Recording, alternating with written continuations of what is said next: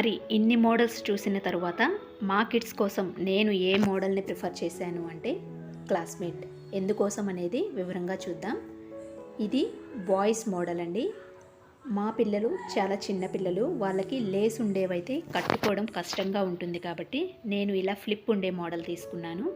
And క్లాస్మేటే ఎందుకు అంటే చిన్నపిల్లలు ఎప్పుడు ఏ మరకలు పూసుకొని వస్తారో షూకి తెలియదు కాబట్టి మనం ఈజీగా వాష్ చేసుకునేటట్లు ఉండాలి.